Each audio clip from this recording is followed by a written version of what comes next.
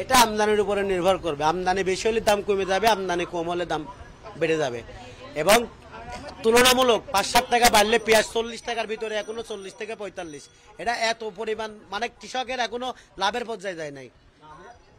এখানে আপনি বলছেন আমদানির কথা, এখানে তাহলে কৃষকের বিষয়টি আসছে না। কৃষকের বিষয় আপনি আজকে গ্রামের বিভিন্ন বাজার, ডিস্ট্রিক্টে খবর নেন, রাজবাড়ী, কুষ্টিয়াতে খবর নেন, ওইখানে বাজার যে পরিমাণ দাম, কি পরিমাণ দাম বাড়ছে আপনি ওইখানে বাজার খবর নেন। আমাদের এখানে আপনি তো বলছেন আমদানি কম বিদায় দাম বাড়ছে, আমদানি কম বিদায় দাম বাড়ছে, তাহলে এই যে আপনার এখানে এত সংখ্যক পেঁয়াজ রয়েছে, আগেও তো এগুলো তুলনামূলক কম। এগুলো আমার ঘরে 2 গাড়ি পেঁয়াজ আটে, 3 গাড়ি পেঁয়াজ আটে, তুলনামূলক এগুলো এত বেশি পেঁয়াজ না।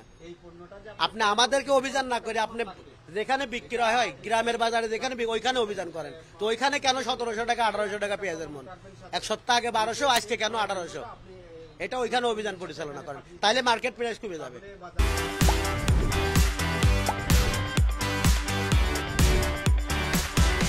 হয় না, এটার কোনো প্রমাণ কিন্তু আপনি দিতে পারছেন না।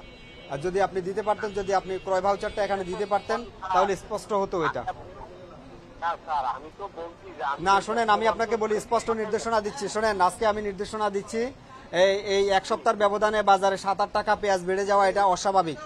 এবং কোরবান আসার প্রেক্ষিতেই আমরা জানি যে এই পেঁয়াজের দামটা বাড়তির দিকে। এখন এই 38 টাকা যে পেঁয়াজটা বিক্রি হচ্ছে, এটা খুচরা বাজারে কততে চলে যাবে আপনি এটা হিসেব করে দেখেন। এখন এটাতে আপনি দায়মুক্ত থাকবেন যদি আপনি ক্রয়ের ভাউচার, ক্রয়ের দলিলা দিয়ে আপনি এই মালামালের সাথে এখানে সরবরাহ করেন। নচেত কিন্তু আপনি দায়ী থাকবেন, আপনার এখানে যারা বিক্রেতা প্রতিষ্ঠান আছে তারা দায়ী থাকবে। আমি সতর্ক করলাম যাতে আপনারা এই অনৈতিকভাবে কোনো মূল্য বৃদ্ধির সাথে আপনারা যুক্ত না হন। না, অনৈতিকভাবে আপনারা কয়েকজন মিলেও যদি আপনারা মূল্য বৃদ্ধির সাথে যুক্ত থাকেন তাহলেও কিন্তু অনেক কিছু হয়ে যাবে। আমি চাই এরকমটা যেন কোনোভাবে না হয়। আপনি প্রকৃত কার থেকে ক্রয় করেছেন সেই কৃষকের নাম্বার, মোবাইল নাম্বার সহ থাকবে, সেটা সহ আপনি এখানে এই ক্রয় ভাউচার আপনি এখানে মোকামে আপনারা প্রেরণ করবেন, তাহলে আমরা এটা যাচাই করতে পারবো। আর নচেত আপনাকে আমরা দায়ী করব। আমি বুঝাতে পারলাম? ঠিক আছে।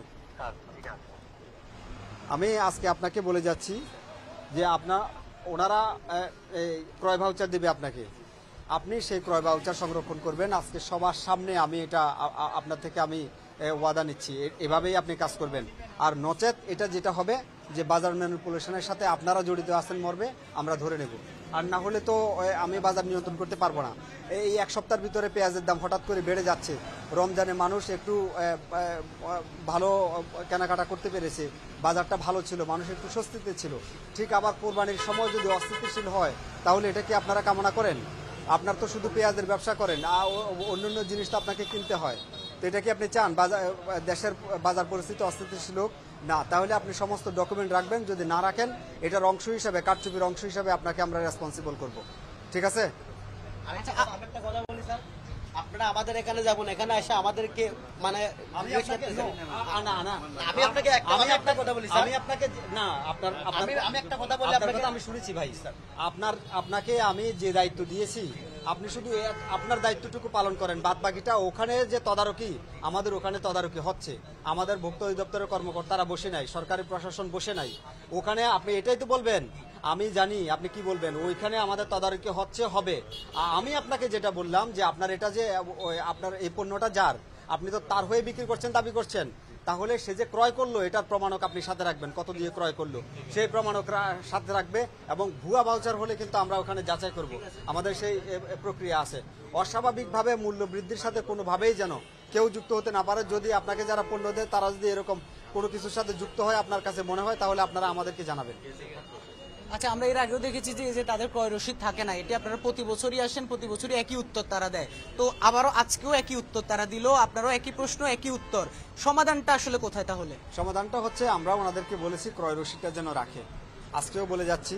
এটা তো আগেও বলেছেন ব্যবস্থা, এটা বাজার নিয়ন্ত্রণের জন্য তাদেরকে আমরা চূড়ান্তভাবে নির্দেশনা দিচ্ছি। পরবর্তীতে আপনারা দেখেছেন আমরা এর আগেও ব্যবস্থা গ্রহণ করেছি। এই খাতুনগঞ্জ বাজারেও আমরা বিভিন্ন দোকানে বিভিন্ন অনিয়মের জন্য আমরা ব্যবস্থা গ্রহণ করেছি।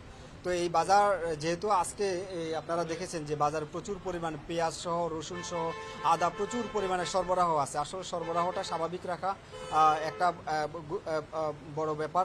এটা আমরা সতর্কতার সাথে আমরা খেয়াল রাখছি, সরবরাহ যেন স্বাভাবিক থাকে আর মূল্য যাতে নিয়ন্ত্রিত থাকে, অনিয়ন্ত্রিতভাবে যেন অস্বাভাবিকভাবে যেন কেউ বৃদ্ধি করতে না পারে।